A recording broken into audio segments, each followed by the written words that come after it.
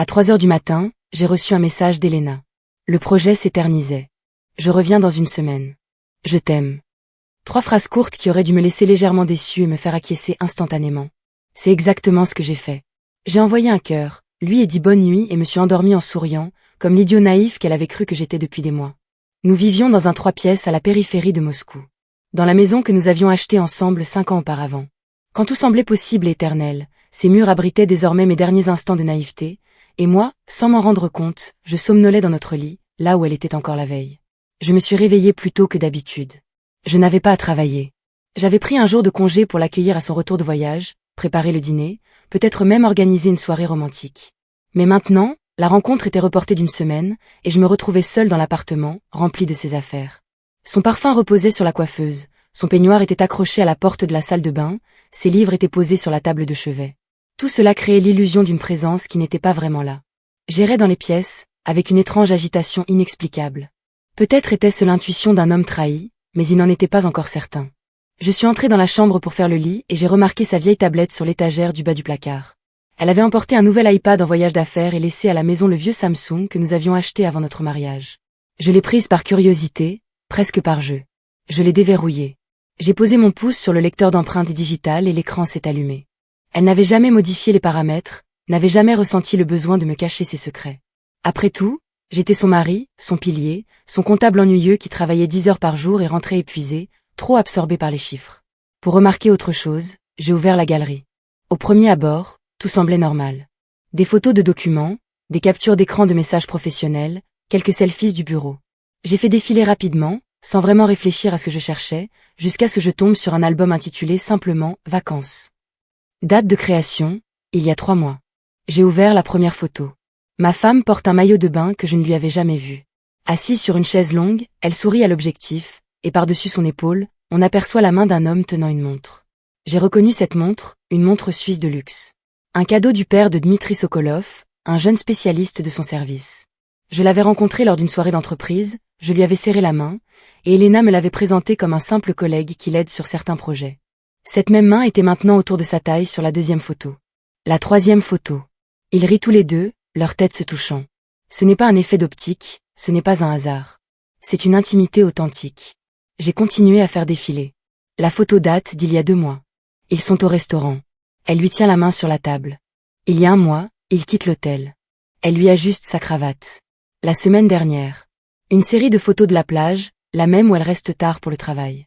Sur la dernière photo, ils s'embrassent au coucher du soleil. J'ai regardé les métadonnées. Oui, les coordonnées GPS, la date, l'heure, tout correspondait. Elle ne se contentait pas de me tromper, elle le documentait, conservant ses trophées sur un appareil qu'elle croyait sûr parce que son mari est calme, prévisible, et la croit sur parole.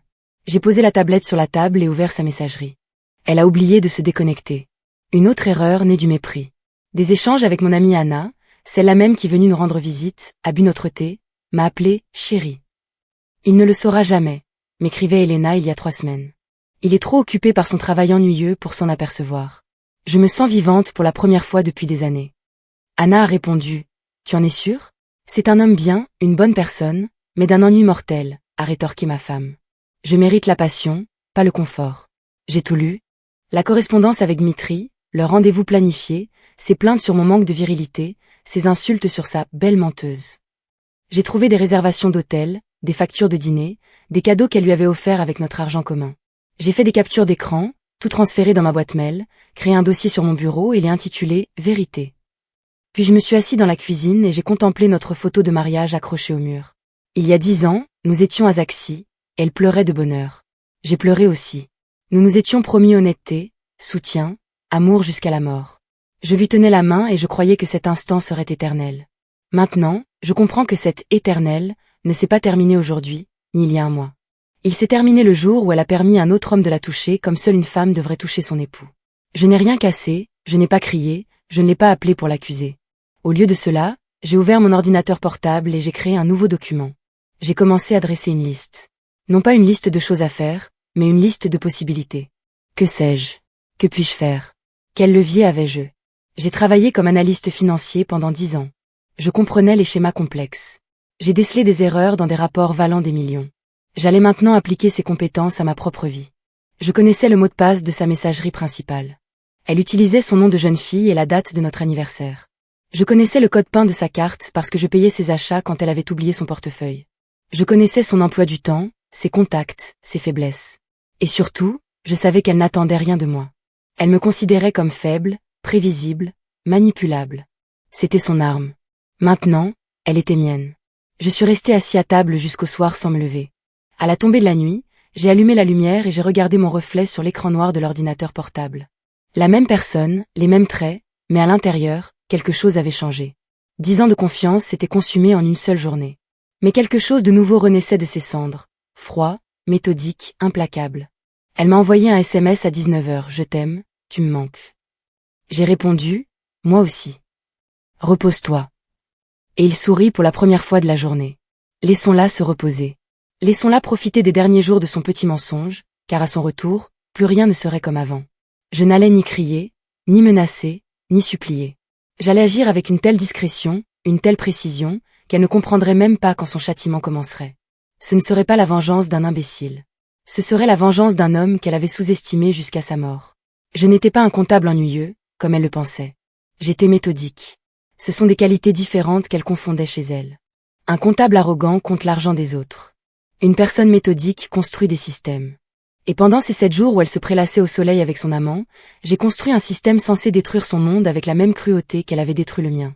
La première chose que j'ai faite a été de m'occuper des finances. Nous tenions un budget commun depuis 10 ans. Je connaissais chaque chiffre. Nos économies. 4 millions de roubles étaient déposés sur un compte ouvert à nos deux noms. Je n'ai pas tout retiré d'un coup pour ne pas éveiller les soupçons. J'ai plutôt transféré 3 millions sur un nouveau compte ouvert au nom de ma mère. Retraitée, elle vivait il s'éclaircit la gorge à Saratov et ne s'était jamais intéressée à mes affaires. Je l'ai appelée, lui ai dit qu'il s'agissait d'une mesure temporaire d'optimisation fiscale, et elle a signé tous les documents sans poser de questions. J'ai fractionné le million restant en petits virements entre nos cartes, créant ainsi une activité fictive qui brouillerait les pistes en cas de contrôle ultérieur. J'ai conservé tous les reçus, factures et confirmations. Mon travail me l'a appris, les documents sont plus importants que les émotions. Ensuite, je me suis penché sur les preuves. J'ai systématisé tout ce que j'ai trouvé sur la tablette. J'ai trié les captures d'écran des messages par date. J'ai ajouté aux photos des métadonnées. Coordonnées, date et heure, et appareils utilisés pour la prise de vue. J'ai trouvé dans ces archives des appels vidéo, enregistrés par hasard, où elle et Dmitri parlaient de moi comme d'un obstacle, d'un désagrément passager. J'ai fait 3 copies de sauvegarde sur différents supports et je les ai cachées à 3 endroits différents. J'ai envoyé une clé USB à mon frère à Novosibirsk, j'en ai enterré une autre dans le jardin de la maison familiale et j'ai gardé la 3e sur moi. Je ne voulais absolument pas perdre ces informations. Le 3e jour, j'ai écrit une lettre au service des ressources humaines de son entreprise. Elle n'était ni émotionnelle, ni agressive, mais professionnelle et factuelle, avec des preuves concrètes d'une liaison au bureau qui violait l'article 43 du Code de déontologie. J'ai mentionné le conflit d'intérêts entre employés du même service. J'ai listé les dates des déplacements professionnels qui coïncidaient avec leurs rencontres personnelles. J'ai joint les factures d'hôtel réglées avec la carte professionnelle. Je n'ai pas exigé de licenciement. Je leur ai simplement indiqué qu'il leur appartenait de décider du sort des employés qui mentent sur leurs déplacements professionnels pour avoir des relations sexuelles aux frais de l'entreprise. Le 4e jour, j'ai retrouvé les parents de Dmitri. C'était plus facile que prévu. Son père, chirurgien renommé à Yekaterinbourg, et sa mère, professeur d'université, des personnes respectées, soucieuses de leur réputation. J'ai créé un faux compte sur les réseaux sociaux, choisi le nom d'un collègue de mon père et envoyé un message privé avec une sélection de photos.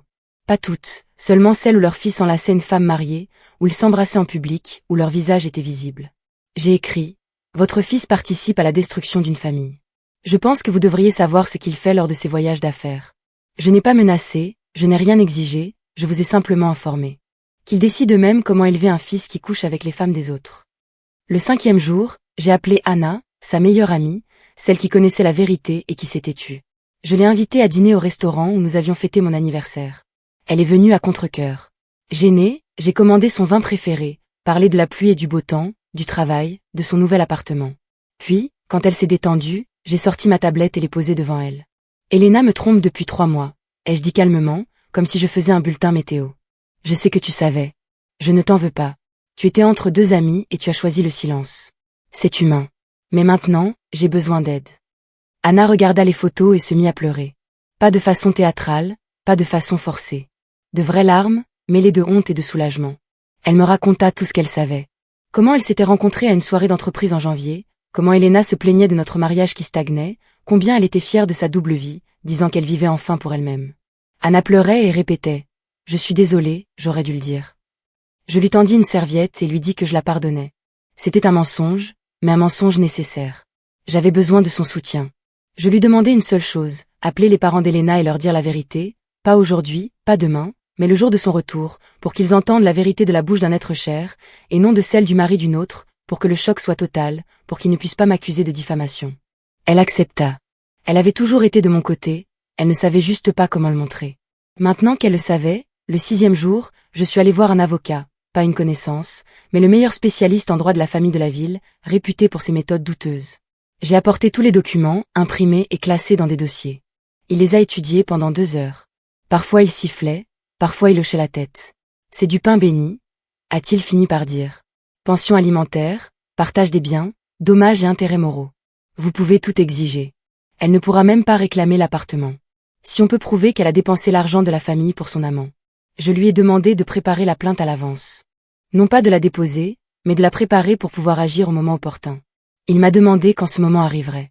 J'ai répondu, quand est-ce qu'elle va revenir me mentir en face. Le 7e jour, je suis restée assise dans l'appartement vide à attendre. Tout était prêt. Les finances étaient protégées, les preuves rassemblées, les gens prévenus, le filet était tendu. J'éprouvais un calme étrange, presque méditatif, sans colère, sans envie de crier. Seulement une clarté cristalline absolue sur ce qui allait se passer. Elle m'a envoyé un message. Demain soir, je m'ennuie à mourir à la maison. J'ai répondu, je t'attends. Je te prépare ton plat préféré. Et en effet, j'allais préparer le vin blanc qu'elle adorait, des pâtes aux fruits de mer, son plat favori, et des roses blanches. 10 pièces, pour les années de notre mariage qu'elle avait détruites. Qu'elle vienne, qu'elle entre dans la maison qu'elle considère comme sa forteresse. Qu'elle se sente en sécurité encore un peu, car la sécurité n'est qu'une illusion que j'étais sur le point de détruire aussi facilement qu'elle avait détruit ma confiance en elle. Je suis restée debout à regarder par la fenêtre. Moscou scintillait en contrebas, des millions de fenêtres, des millions d'histoires. Quelqu'un a aimé, quelqu'un a trahi, quelqu'un s'est vengé. Je faisais désormais partie de cette trame, mais pas une victime, un bâtisseur, un architecte, à ma place, technique et terrifiant.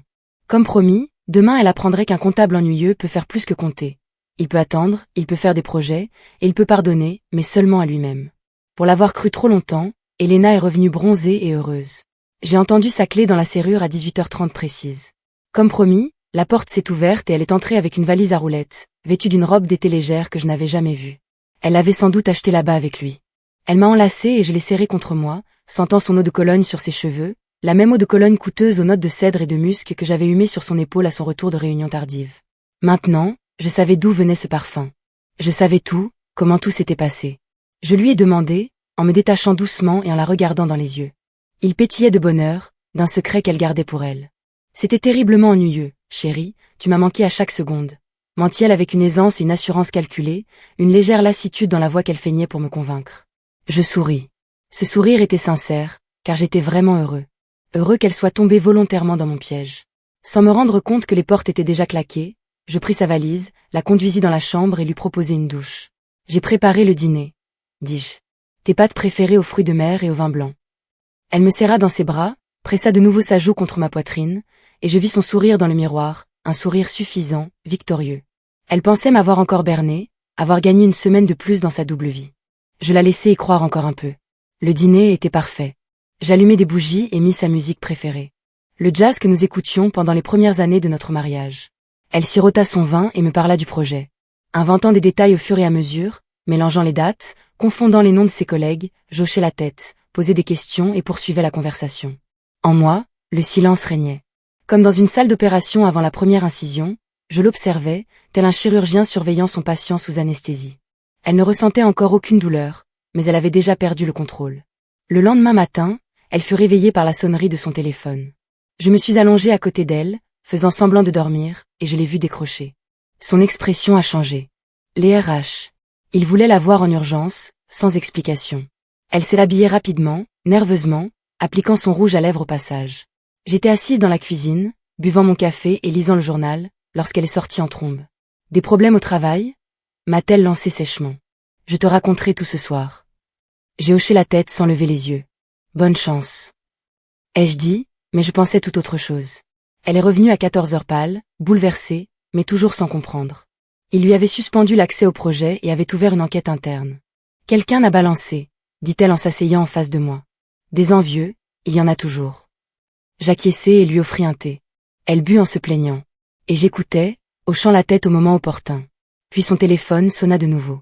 Cette fois, c'était la mère de Dmitri, puis son père, puis Dmitri lui-même, mais elle raccrocha sans me regarder. Ils avaient tout découvert, ses parents avaient tout découvert. Et maintenant, leur fils était menacé de licenciement, menacé de scandale, menacé de perdre l'héritage dont son père l'avait menacé. Elena éclata en sanglots, ne comprenant pas pourquoi tout s'effondrait d'un coup. Je m'approchai d'elle, la pris dans mes bras, lui caressai les cheveux. Tout ira bien, murmurai-je. Je suis là. Elle y crut. Elle croyait encore que j'étais son soutien et sa protection. C'était merveilleux. À 16h30, sa mère appela. Anna avait accédé à sa demande, avait appelé le matin, avait tout raconté, dans les moindres détails, avec les dates, les graines. La mère d'Elena sanglotait au téléphone. Son père hurlait en arrière-plan. Ils exigeaient des explications, une arrivée immédiate, menaçant de renoncer à leur relation. Elena me regarda avec horreur, soupçonnant pour la première fois quelque chose, sans toutefois comprendre, espérant encore que ce n'était qu'une coïncidence, un coup du sort, que tout pourrait s'arranger. Je me levai, pris la tablette dans le placard et la posai devant elle. « Tu l'as oubliée à la maison, » dis-je. « Chut, j'ai trouvé plein de choses intéressantes. » Elle regarda l'écran, la galerie ouverte, la photo où elle embrassait Dmitri sur fond de coucher de soleil. Elle pâlit. Elle me regarda, puis la tablette, puis de nouveau moi. Je l'ai vue, comme cela est possible, de manière médico-sociale, non résolue. Vous avez dit que j'étais très sexy, que je voulais vous dire, je vous ai demandé des propositions. Mon fils est un roi, je pense que mon dictateur est là. Tu es prêt à le faire. Je n'ai pas pensé, mais je l'ai déjà dit, je ne peux pas vous aider à vous débarrasser de vos affaires. Alors que je venais de gouverner, de m'aider, je me suis rendu compte que les gens étaient dans le cadre de leur vie professionnelle, dans leur environnement, leur pays. Vous avez besoin de chercher un appareil dans votre maison. Je suis restée sans émotion. C'est ce qui s'est passé après que le bras s'est arrêté. J'ai dû le faire, je l'ai trouvé. J'ai installé le convertisseur et je l'ai mis en place. Il y a une somme de 3 millions d'euros par semaine. Il y a des millions de personnes qui en ont besoin. Juste après que le quartier soit occupé à proximité de votre bureau, et que vous fassiez semblant de ne pas avoir de travail, vous aurez 2 semaines de travail. C'est justement ce que tu fais. Votre ami vous attendra à 10h pour régler le problème de mon emploi. Ensuite, la publication a permis de diffuser tous les documents de votre robot, selon votre travail. Ce n'est pas vrai. C'est un drogue, c'est un bon sang. Lis. Ce n'est pas mon cas. Je aime. Je t'attends. C'est la première fois que c'est le cas. Vous ne m'avez probablement pas demandé de l'acheter. Je l'ai fait, j'ai dit que c'était pour les deux. Qu'est-ce que tu fais? Il y a une note qui s'étend à l'endroit où vous vous trouvez, mais je l'ai pas compris. C'est notre affaire. Et maintenant, vos redites sont là pour vous. Elle m'a dit que tu étais un vieux. Si votre maison est occupée, c'est en réalité une affaire. J'ai dû acheter beaucoup de choses, sans grande nourriture. J'ai pensé à cela, je suis allée à l'école et j'ai joué avec les gens. Vous avez des listes et des maisons. Je suis allée au métro. Je n'ai pas dit, pour un séjour à la maison, j'ai eu 10 ans, j'ai lu, j'ai vraiment eu des plans. Il s'agissait alors d'une histoire qui, en fait, a permis de découvrir une histoire et de découvrir le monde. Ce n'est pas possible. Je n'ai pas d'hôtel, je n'ai pas d'hôtel. Alors, il s'agissait d'une bonne chose, d'une vie et d'une situation économique, pour lesquelles il était nécessaire de fermer la porte. J'ai trouvé votre ami, alors que votre fournisseur était en train de le faire, mais il n'y a pas de radio. Il ne restait plus que ce vide qui, je le savais, finirait par disparaître. Un vide qui, autrefois, était rempli d'amour, mais qui n'abritait désormais plus que la lucidité. C'était vrai, cette expérience m'avait profondément changé. Je suis montée dans le métro, mon téléphone à la main, et je me suis mis à réfléchir à tout ce qui s'était passé. Tout semblait tellement différent maintenant. Merci pour ton soutien. Je suis fière de toi. J'étais à Novosibirsk, bien sûr, prêt à repartir de zéro, peu importe ce que cela me coûterait. Notre histoire m'avait finalement appris une chose essentielle. Parfois, on ne réalise la valeur de ce que l'on possède qu'au moment où l'on risque de le perdre. Je ne voulais plus vivre dans le mensonge, les soupçons et la peur permanente. Je voulais redevenir quelqu'un en qui l'on pouvait avoir confiance. Et maintenant, je le savais, il était temps de tourner la page. Pour nous deux.